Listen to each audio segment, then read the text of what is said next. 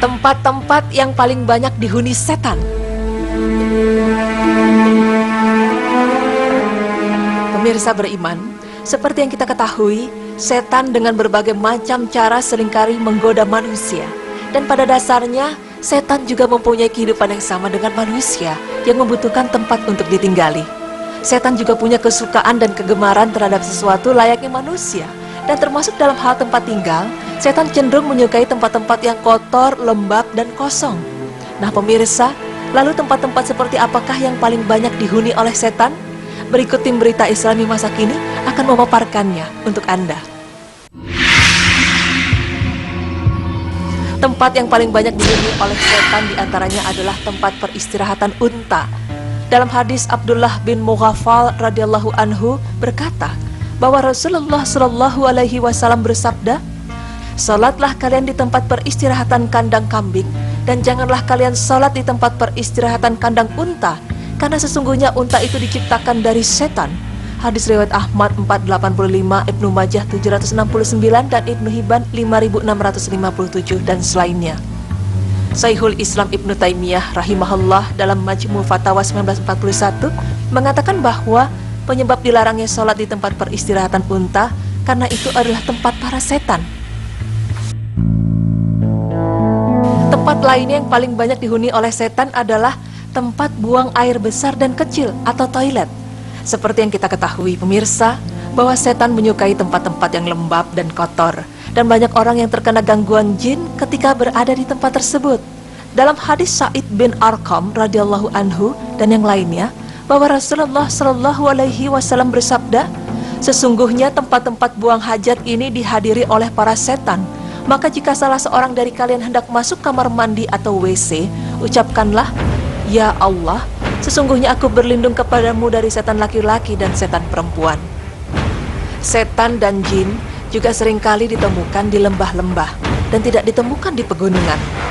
Syekhul Islam Ibnu Taimiyah rahimahullah dalam Majmu' Fatawa 1933 mengatakan bahwa lembah-lembah adalah tempatnya kaum jin, karena sesungguhnya mereka lebih banyak ditemukan di lembah-lembah daripada di dataran tinggi. Setan juga banyak menghuni tempat yang kotor, seperti tempat sampah. Syekhul Islam Ibnu Taimiyah rahimahullah dalam Majmu' Fatawa 1941 berkata bahwa para setan ditemukan di tempat-tempat bernajis seperti tempat sampah dan kotoran.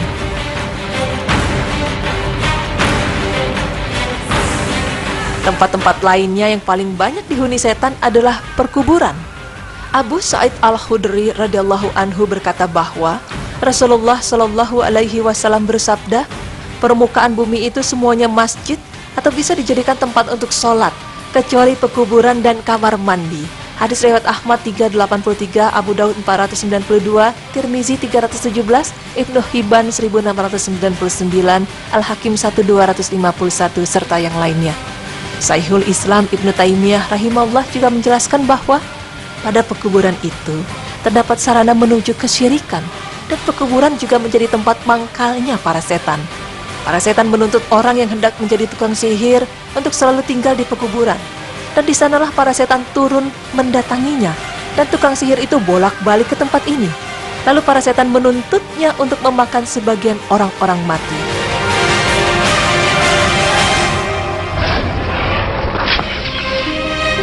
Setan juga sering menghuni tempat yang telah rusak dan kosong. Diriwayatkan oleh Al-Bukhari dalam Al-Adab Al-Mufrad 579 dari Sauban radhiyallahu anhu berkata, Rasulullah Shallallahu alaihi wasallam berkata kepadaku, "Janganlah kamu tinggal di tempat yang jauh dari pemukiman, karena tinggal di tempat yang jauh dari pemukiman itu seperti tinggal di kuburan." Para ulama berpendapat bahwa Al-Kufur adalah tempat yang jauh dari pemukiman manusia dan hampir tidak ada seorang pun yang lewat di situ. Maka dalam hal ini Ibnu Taimiyah berkata bahwa para setan banyak ditemukan di tempat yang telah rusak dan kosong.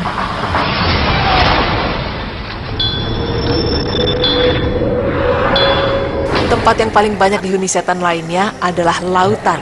Ya, dalam hadis Jabir radhiyallahu anhu berkata bahwa Rasulullah bersabda, "Sesungguhnya iblis meletakkan singgasananya di atas lautan," dalam riwayat lain di atas air, "dan kemudian dia pun mengutus pasukannya." Hadis riwayat Muslim 2813. Dari hadis Abu Musa radhiyallahu anhu yang diriwayatkan oleh Ibnu Hibban dan yang lainnya, dikatakan bahwa hadis ini sahih. Pemirsa, para setan juga sering ditemukan di setiap tempat atau rumah yang di dalamnya ada manusia yang melakukan kesyirikan dan kemaksiatan. Karena tidaklah dilakukan penyembahan kepada selain Allah, kecuali setan memiliki andil yang cukup besar di dalamnya dan terhadap para pelakunya. Setan juga masuk ke dalam rumah yang di dalamnya terdapat gambar dan anjing. Rasulullah Shallallahu Alaihi Wasallam bersabda, sesungguhnya malaikat tidak masuk ke dalam rumah yang di dalamnya terdapat anjing dan gambar. Hadis riwayat Al-Bukhari 3226 dan Muslim 2106 dari hadis Abu Talhah dan Aisyah radhiyallahu anhuma dan yang lainnya.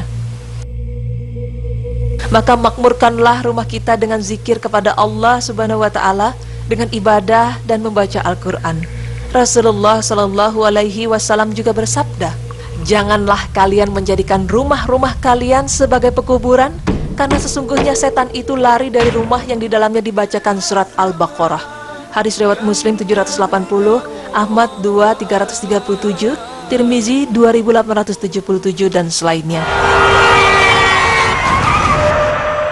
Jin dan para setan juga sering berkeliaran di jalan-jalan dan lorong-lorong. Dalam hadis riwayat Bukhari 3303 dan Muslim 2012 dari Jabir radhiyallahu anhu bahwa Rasulullah Shallallahu Alaihi Wasallam bersabda, jika telah datang malam, maka cegahlah anak-anak kalian untuk keluar, karena sesungguhnya jin itu berkeliaran dan melakukan penculikan.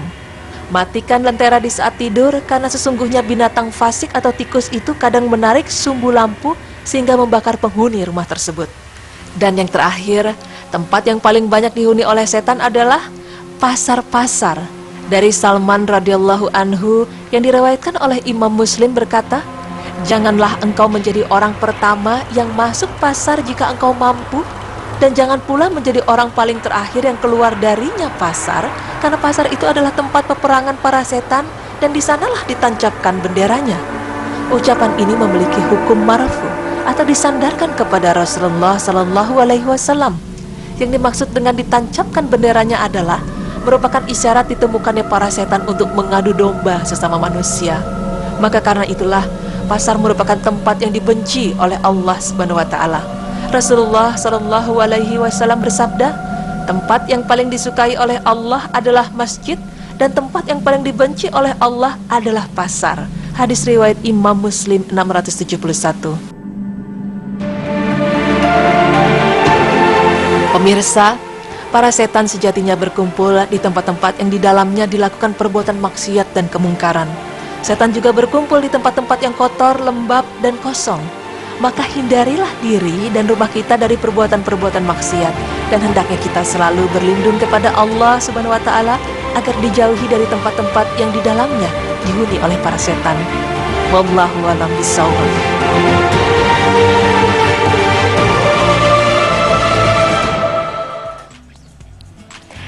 Assalamualaikum warahmatullahi wabarakatuh. Alhamdulillah pemirsa, apa kabarnya? Semoga Allah senantiasa memberikan kita nikmat iman dan kebahagiaan untuk kita semua. Amin. Kembali lagi bersama kami berdua. Iya. Saya Teguh Wisnu. Dan saya Sisi Syahab. Barusan pemirsa udah lihat penjelasan mengenai tempat-tempat setan bernaung ya. Tempat setan-setan yang disukai sama setan nih ya. Iya. Salah satunya tadi ada kamar mandi, lembah. Iya. Ternyata lembah loh, aku baru tahu nih. Terus ada apa lagi tadi? Pasar.